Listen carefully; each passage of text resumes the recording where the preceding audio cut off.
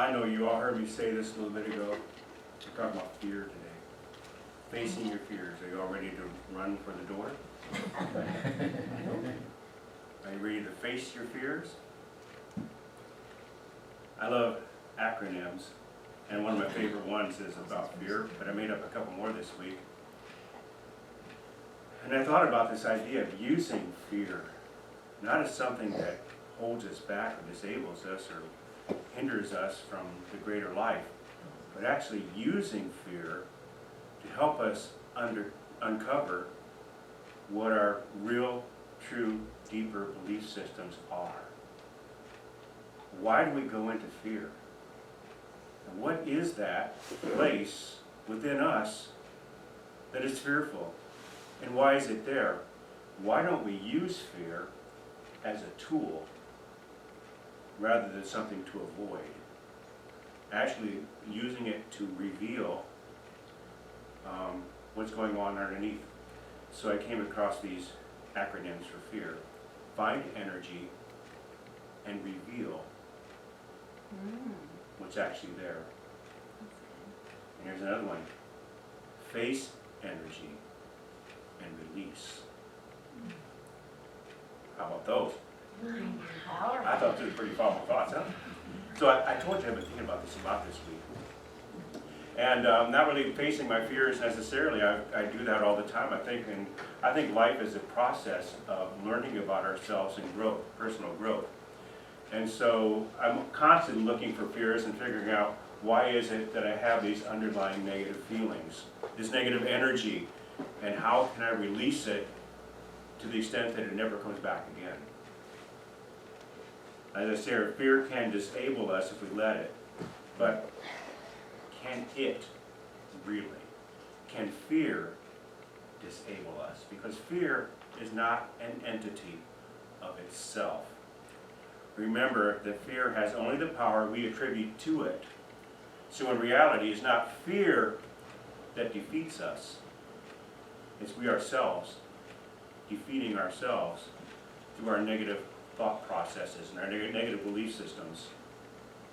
Fear is absolutely nothing more than a state of mind. So is confidence, mental acuity, mental strength, forward thinking. Those are all choices that we can make, as opposed to fear, worry, despair, doubt, weakness, all those things that kind of show up in us when we feel fearful. Here's the real truth. We are God in expression. That's all we can be. If God is all that is, and I am, God is all that I am. So therefore, I am God in expression. And what does God have to fear?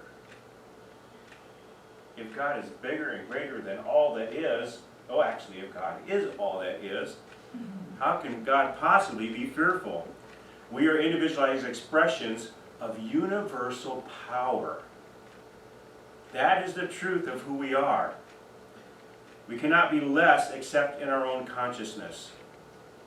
And that's the truth of who we are. It's not God's choice for us to be less.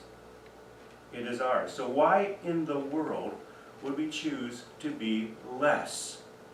And I thought that was an interesting phrase. Why in the world would we choose to be less?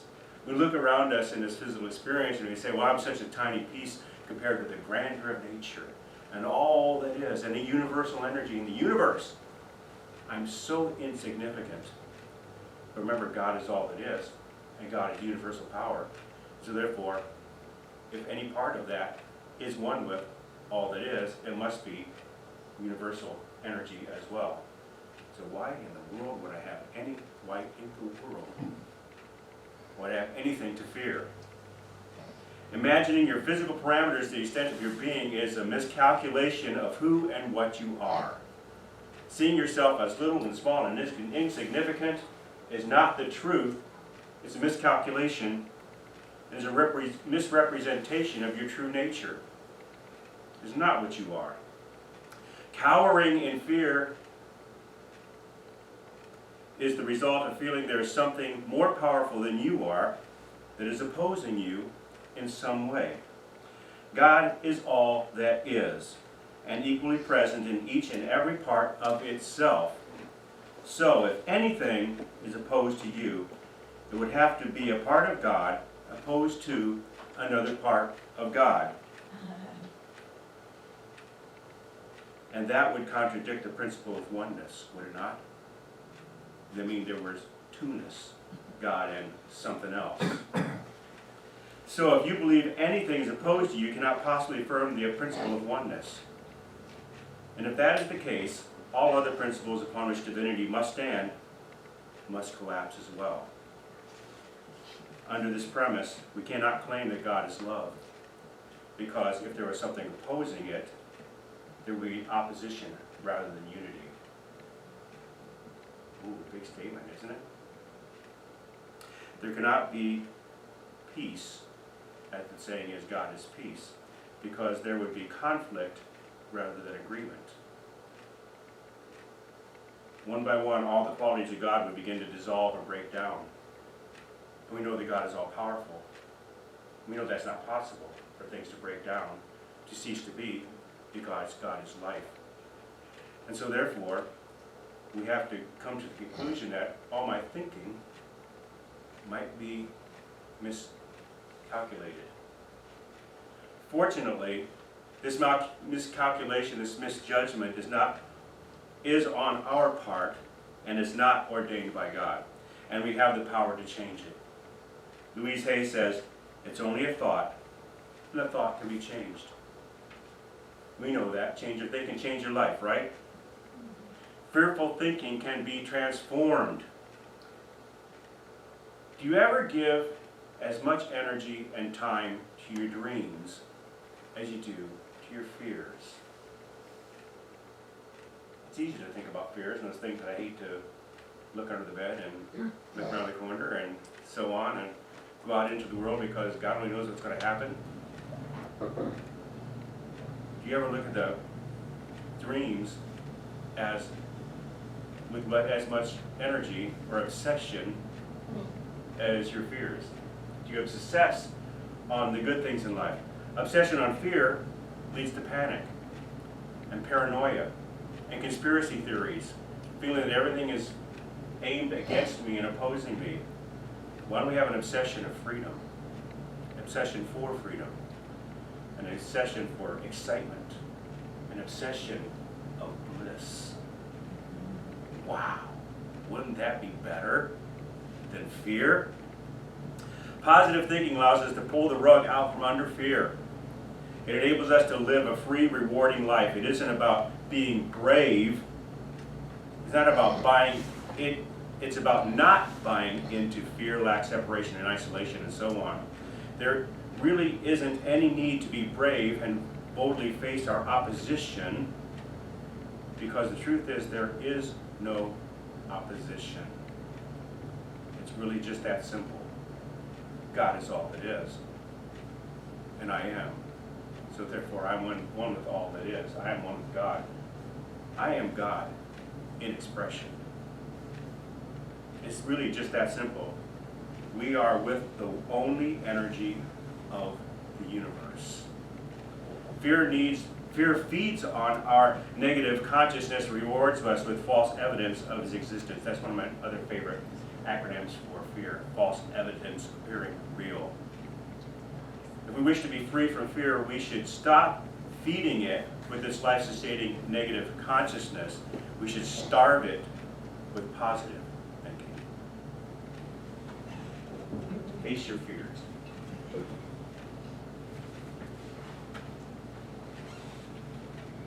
So, facing fear, I'm going to pick it up where David was talking about fear as having opposing ideas, and the reality that in God there are no opposing ideas, but in our humanity it appears to be so. And that's what he was talking about at the end when he was talking about what we think about. When something happens or a challenge comes up for us, We quite often give it a lot of attention. So let's understand what Science of Mind believes, what we teach about fear, and what we do with it ourselves. So in Science of Mind, we teach that every experience is of love or fear, and we get to choose.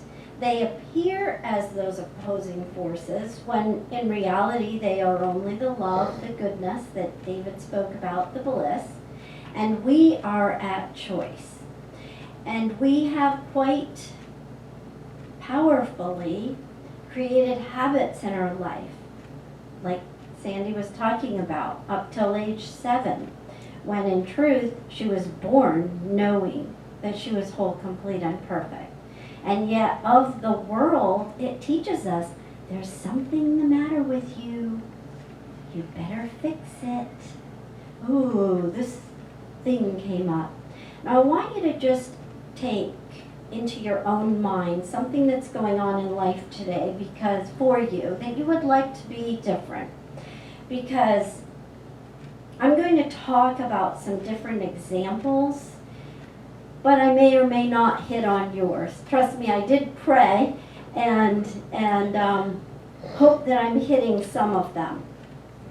But most of the situations in our life bring up fear until we learn how to work the situation in a new way, to think it in a new way. And that entails recognizing that divine within, going into that meditative state within where we learn to live in that place. We learn to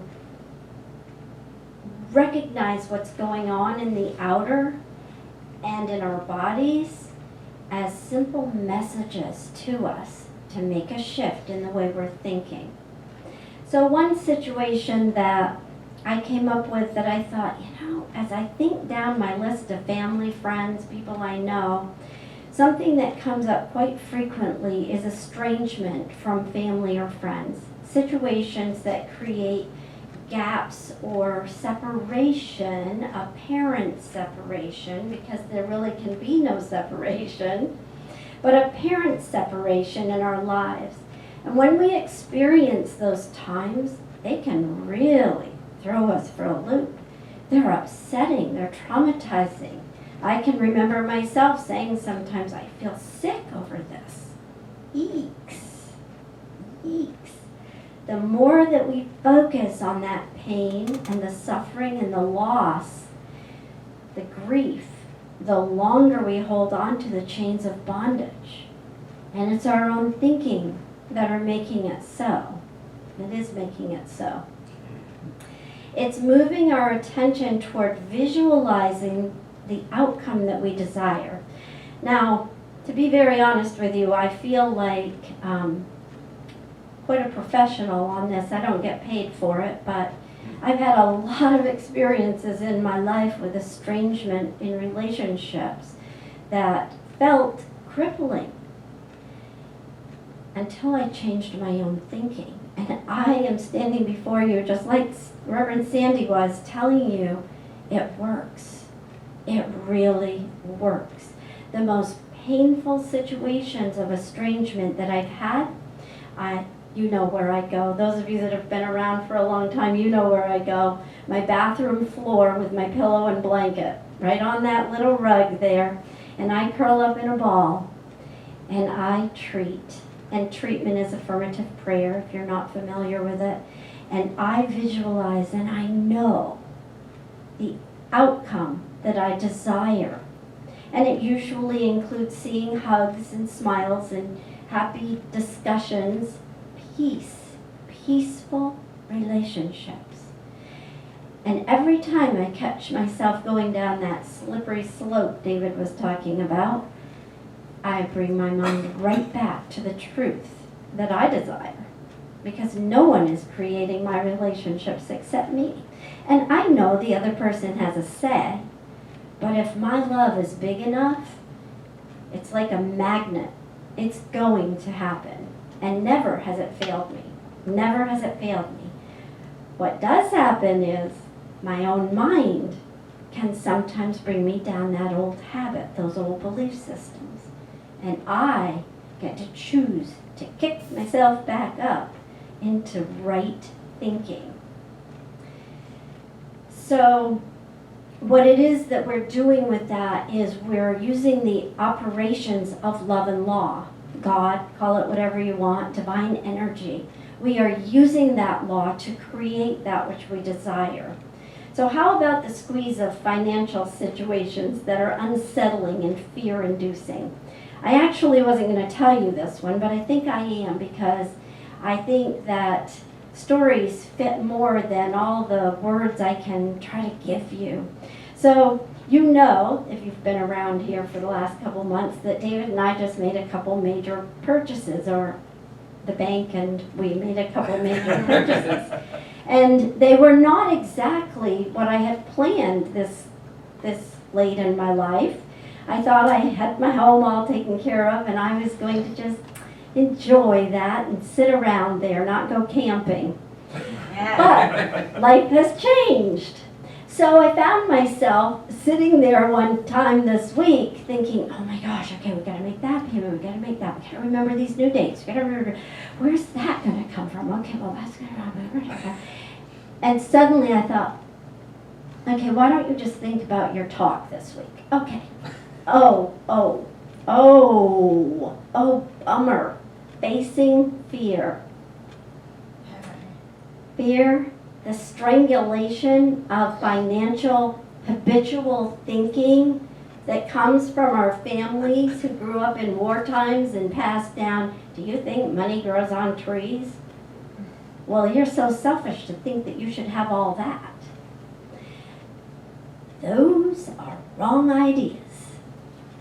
Life is abundant, and when we shift our ideas to whatever works for us, you know me, I use the grains of sand on the beach, I use the drops of water in the ocean, the atoms in the air I'm breathing, that you're breathing, that the dinosaurs breathe. Use those ideas to know God better, to know there is no lack or limitation. The fear is the mindset, the belief system we've taken on that there is a lack or a limitation. There isn't. And trust me, I got over mine in a hurry when I realized, oh my, how are you going to speak about that if you aren't even living it yourself? Well, exactly. So I went immediately to it. And life was great. Everything fell into place.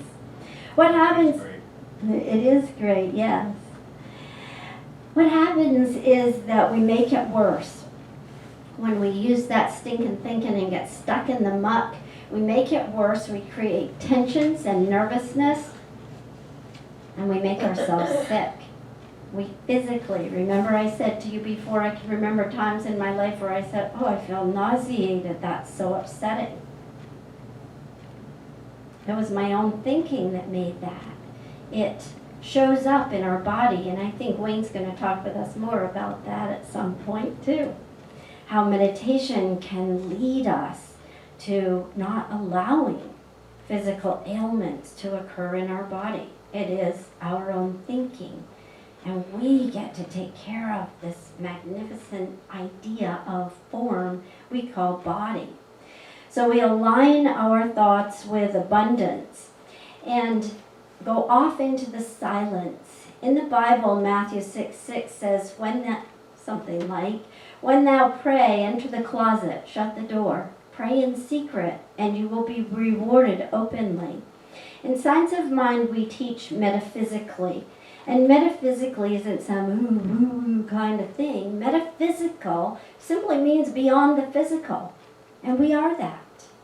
We are having a soul journey. We are in a heavenly experience to the degree that we accept it and live it and make it our mind's idea. So what this saying really means metaphysically is to pray by entering the inner chamber of your mind, that space of meditation and prayer where you can go within, lock out the world, and know your innermost God. And know that that God is the highest God. It is the truth of life, and it is the only truth. There is nothing to fear. So we get our mind clearly focused on the multitude of ideas in the universe that reflect abundance as we desire it. And we also give to the place that spiritually feeds you, and donate to those in need, because there are always those that are in greater need than you are. So how about the fear of helplessness when someone we love is in a bad place? Most of us have friends or family or neighbors who go through a difficult time, a dark night of the soul at some point. And what happens for us sometimes is we aren't realizing that we cannot set them on the right track. That right track would be our life. And in our humanity, each one gets to decide for themselves. We want desperately to fix it for them, but when we think like that, what we're actually doing is creating a greater need. We are creating a greater need because we're seeing them as broken. They're broken, I'm good, they need fixing, I don't. I'll help them out. It is seeing them whole, complete, and perfect. And that may take a little time, because throughout our life it's been pointed out to us. Did you notice Aunt Sally can't walk so well anymore? Did you notice this? Did you notice that? We have to give to them because they don't have as much as we do. They're poor. All those lessons and ideas that we were taught and we accepted, they are not anyone's reality. They may be effects that are showing up, but how do those effects show up? We create them. We make them manifest by our own thinking. And so it's actually seeing those people as whole that helps them way more than anything else we could ever do. And again, once you start playing with these ideas and shifting things in life, you'll have your own evidence.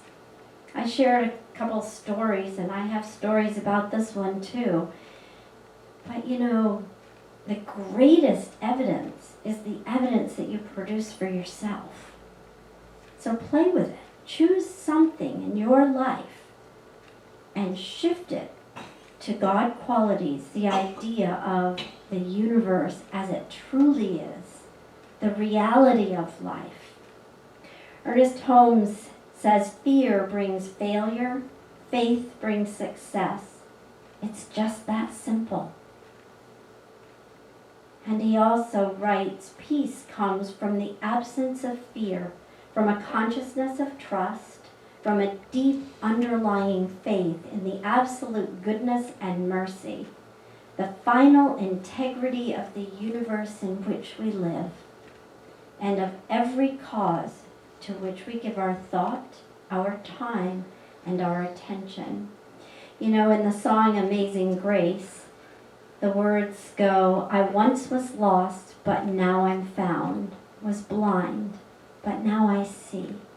It is as simple as shifting our thought to the ideas of laws that really work. Dale Carnegie wrote, in action breeds doubt and fear. Action breeds confidence and courage. If you want to conquer fear, do not sit at home and think about it. Get out and get busy. And that get out and get busy, I'm saying, can also be meditate. Get inside and get busy. And it's not really busy when you get there, is it? It's really peaceful. And finally, I want to share a quote from Eleanor Roosevelt. You gain strength, courage, and confidence by every experience in which you really stop to look fear in the face. You are able to say to yourself, I have lived through this horror. I can take the next thing that comes along. You must do the thing you think you cannot do. And that doesn't mean get out and get busy doing. It means the being, the thing you think you cannot do. You maybe think you cannot change it. Well, my friends, you can. We all have the power to change everything and anything we desire to shift in our own life. So, look fear in the face and return to love, your reality. And so it is.